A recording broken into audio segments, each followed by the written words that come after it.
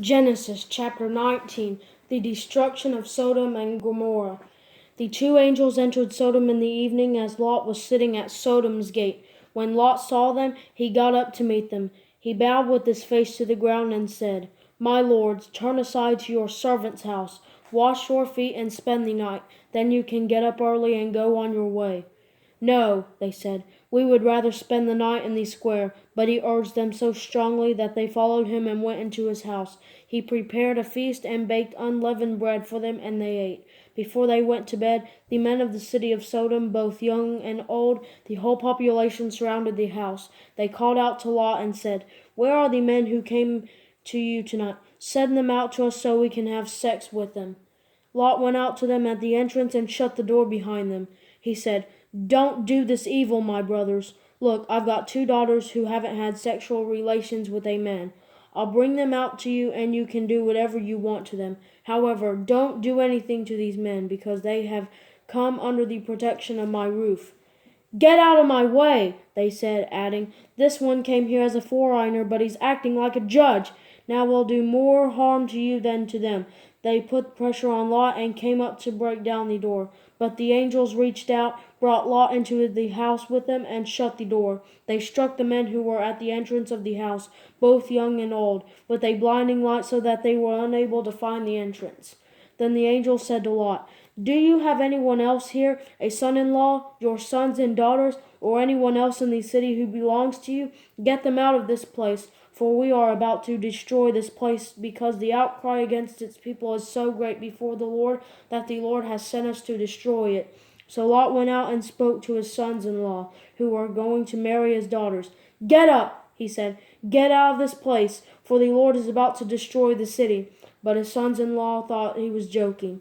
At daybreak the angels urged Lot on. "Get up, take your wife and your two daughters who are here, or you will be swept away in the punishment of the city." But he hesitated. Because of the Lord's compassion for him, the men grabbed his hand, his wife's hand, and the hands of his two daughters. Then they brought him out and left him outside of the city. As soon as the angels got them outside, one of them said, "Run for your lives! Don't look back and don't stop anywhere on the plain. Run to the mountains or you will be swept away."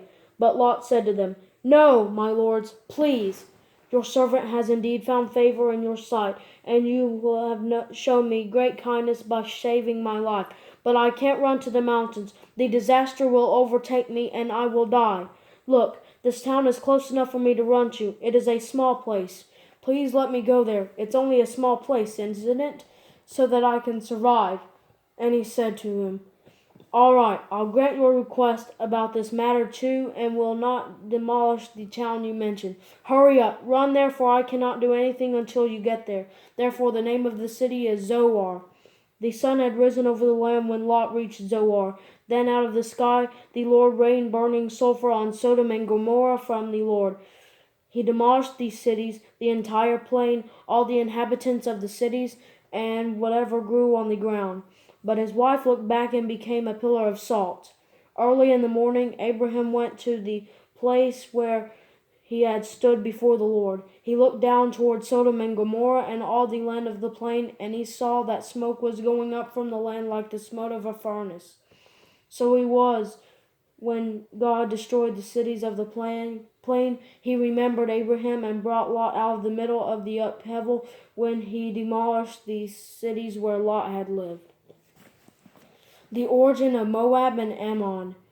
Lot departed from Zoar and lived in the mountains along with his two daughters, because he was afraid to live in Zoar.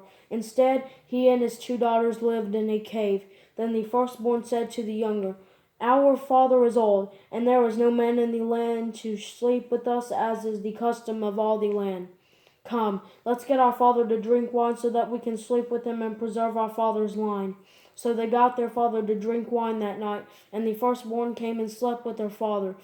He did not know when she lay down or when she got up.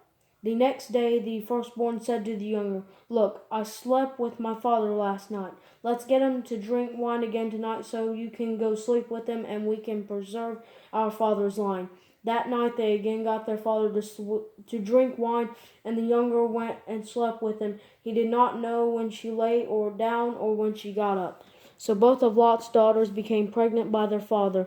The firstborn gave birth to a son and named him Moab. He is the father of the Moabites of today.